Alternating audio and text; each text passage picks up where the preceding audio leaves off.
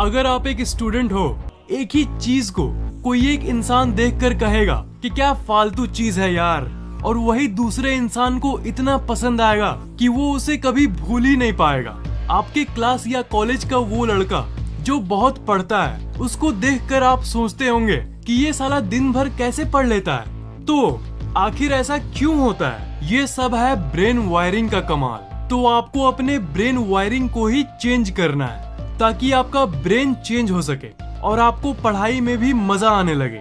इसके लिए आप 21 डेज चैलेंज ट्राई कर सकते हो।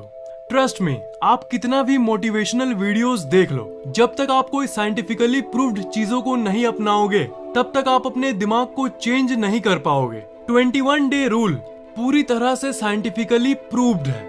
इसके बारे में मैंने पहले भी बताया है, पर पढ़ाई के लिए आज स्पेशली बता रहा हूँ। तो फैक्ट ये है कि अगर आप किसी काम को 21 दिन तक करते हो तो आपका दिमाग उसी तरह से रीवायर हो जाता है। मतलब आप किसी भी तरह से बिना मन के भी अगर 21 दिन तक पढ़ोगे ना, तो 22वें दिन आपको खुद पढ़ने का मन करेगा। ऐसा क्यों? क्योंकि 21 दिन में आपका ब्रेन पूरी तरह से चेंज हो जाता है। पर दिक्कत ये है कि ज्यादातर लोग 21 दिन का ये चैलेंज ले ही नहीं पाते, 8वें या 9वें दिन में ही फेल हो जाते हैं। पर मुझे आप पर पूरा यकीन है, आप ये जरूर कर पाओगे।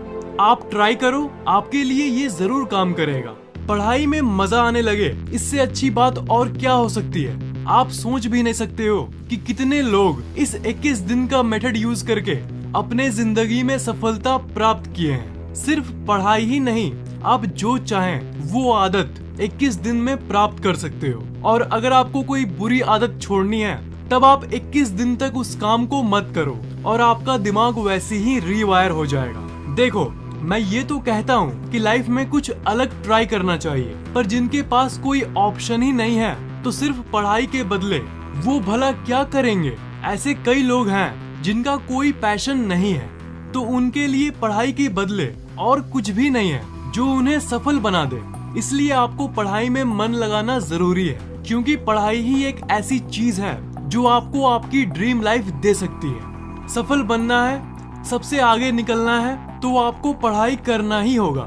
21 दिन होने के बाद आप ये नोटिस करोगे कि आप सिर्फ सबसे आगे निकलने के लिए ही नहीं पढ़ रहे हो, तब आप नॉलेज के लिए पढ़ोगे। क्योंकि जब पढ़ाई में मजा आता है ना, तो आपका दिमाग एकदम फोकस्ड होता है और आप कुछ नहीं सोचते हो। तो एक WWE का मैच या गेम खेलते समय का मजा या IPL देखते समय जितना मजा आता है, जितने फोकस से आप उसके अंदर घुस जाते हो, वही चीज आपके साथ तब होगी जब आप पढ़ाई करोगे। दूसरा टिप है टू रिमूव डिस्ट्रैक्शंस। आपका ब्रेन कितना भी स्ट्रॉन्ग हो, अगर आसपास डिस्ट्रैक्शंस होंगे तो आपका दिमाग भटक ही जाएगा। इसलिए स्ट्रिक्टली जब पढ़ने बैठते हो तो रूम में अपने आप को बंद करके पढ़ो ताकि बाहर से आवाज नहीं आए, और मोबाइल को दूसरे रूम में रख दो, और वो भी साइलेंट करके।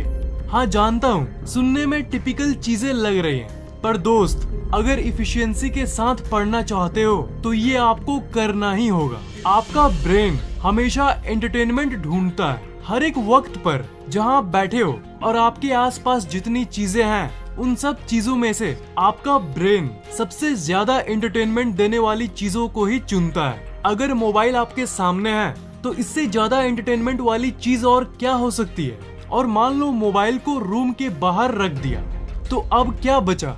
फिर दिमाग तिलमिलाएगा, फिर शायद वो टीवी की तरफ आपको मोड़ेगा, और अगर आपने अपने आप को कंट्रोल कर लिया तो फिर दिमाग फिर से तिलमिलाएगा और देखेगा क्या है, किधर है, क्या है जो मुझे मजा पहुंचा सके।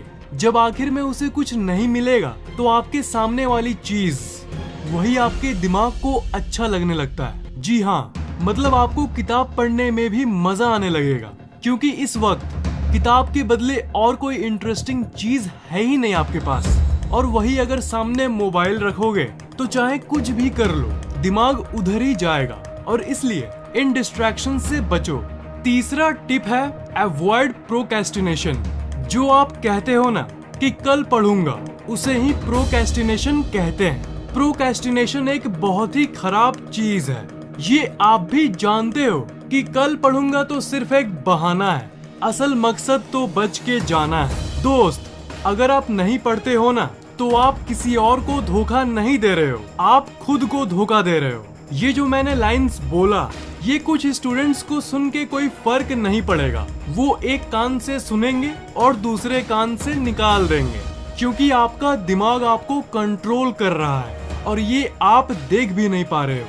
आपका दिमाग आपके साथ एक गेम खेल रहा है और आप इसके चंगुल में फंसते जा रहे हो। जब आप बोलते हो ना कि कल से पढ़ूंगा, तो आप सब जानते हो कि दिमाग के लिए वो कल कभी भी नहीं आता। आप कहोगे कल पढ़ूंगा, तो जब कल आएगा तो फिर आपका दिमाग फिर से कहेगा कि कल पढ़ूंगा, और परसों आएगा तो फिर से वही, और ये चलता रहेगा। और आप यहाँ पढ़ाई के बदले चिल करते रहोगे और फिर 10 साल बाद पीछे मुड़ के देखोगे और सोचोगे काश मैं पढ़ लिया होता तो आज यहाँ नहीं होता।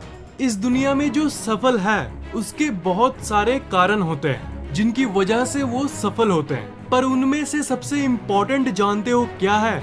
उनमें से सबसे जरूरी है पावर टू टेक एक्शन। मतलब जो तय करते हो उसे आज से करो, कल से नहीं।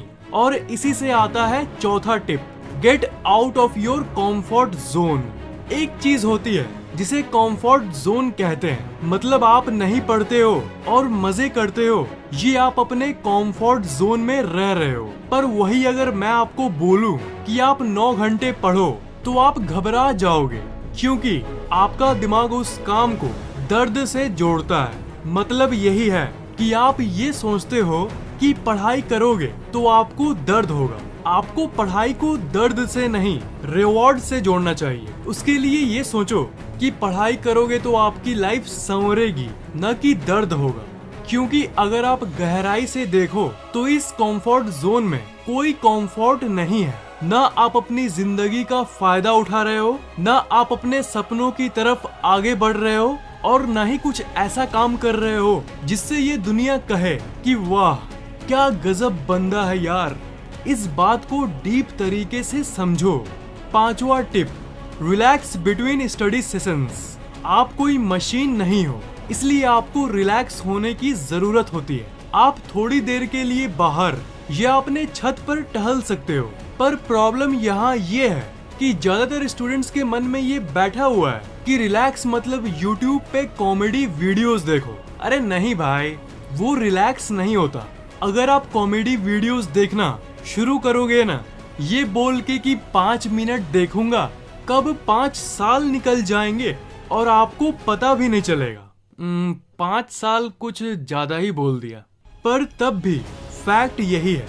आपको रिलैक्स करना है तो नेचुरल तरीके से करो। मोबाइल को अपने कमरे में ही छोड़ के थोड़ा सा वॉक करो, और आपको शायद ये सुनने में अमेजिंग लगे, पर वॉकिंग आपके दिमाग के ब्लड सर्कुलेशन को बढ़ाता है, जिसके चलते जब आप वॉक करने के बाद पढ़ने के लिए फिर से जाओगे तो आपका दिमाग और तेजी से काम करेगा। आपके मन में ये क्वेश्चन जरूर आया होगा कि कितना रेस्ट करना सही होगा।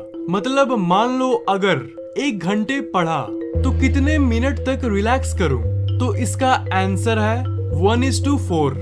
यानी अगर 1 घंटे पढ़ रहे हो तो 15 मिनट रिलैक्स कर सकते हो। अगर आप ज्यादा देर तक पढ़ने की आदत अभी शुरू कर रहे हो तब, पर धीरे धीरे आप इस रिलैक्स टाइम को कम कर सकते हो, क्योंकि धीरे धीरे जब आपको पढ़ने में अच्छा लगेगा तब 3 घंटे कैसे निकल गए ये आपको पता भी नहीं चलेगा। 6th tip, write down your study goals on a paper. ये आपको सुनने में सिली लगे, पर दुनिया के लाखों स्टूडेंट्स पढ़ने के लिए इस टिप का इस्तेमाल करते हैं। सुबह जब उठते हो तब एक पेपर को लो और उस पर लिखो कि आज ये पढ़ना है, ये पढ़ना है और ये पढ़ना है, और उसे कहीं पर चिपका दो। ये पेपर आपके सामने रहेगा ना, तो ये आपको साइकोलॉजिकली अफेक्ट करेगा। मतलब पढ़ते समय बीच बीच में नहीं पढ़ने का मन करेगा ना, तब आपका आंख उसी पेपर के तरफ जाएगा कि यार आज तो ये पढ़ के ही रहूंगा, क्योंकि मैंने इसे गोल लिस्ट में रखा है। तो इससे आपको एक मोटिवेशन मिलेगी। और हाँ, जब आप पढ़ के उस टॉपिक को समझ लो तब पेपर पर एक टिक मार्क कर दो। ये एक्चुअली आपके दिमाग के लिए बहुत अट्रैक्टिव होता है। ये करने से आपके दिमाग को एक रिवॉर्ड मिलता है। अब आखिरी 7th tip, write down the in between thoughts on a paper. ये आपकी सबसे काम की टिप है। पढ़ाई करते समय दिमाग इधर उधर जाता है, इसलिए आप नहीं पढ़ पाते हो। पर ये इधर उधर क्या होता है? इधर उधर का मतलब होता है कि पढ़ते समय आपके मन में एक थॉट आता है कि अरे यार मुझे ये करना था, उसको ये कहना था, अरे उसकी फोटो पे तो कमेंट करना भूल ही गया। और सबसे खराब बात यही है कि ये थॉट्स सबसे ज्यादा पढ़ाई के बीच में ही आती है। तो जब भी ऐसी थॉट्स आए तो उसे साइड वाले एक पेपर पर लिख दो। साइड में अपने साथ एक पेपर पहले से ही रखो और जैसे ही पढ़ते समय कोई भी काम याद आए तो उसे लिख दो और फिर वापस पढ़ने लगो। इससे आप वो काम करना भी नहीं भूलोगे और पढ़ाई भी कर लोगे। वीडियो कैसा लगा नीचे कमेंट जरूर करना दोस्त। वीडियो को लाइक और शेयर जरूर करना और अगर आप इस चैनल पे नए हो तो सब्सक्राइब जरूर करना और अगली वीडियो सबसे पहले पाने के लिए बगल वाले बेल आइकन को ऑन कर देना।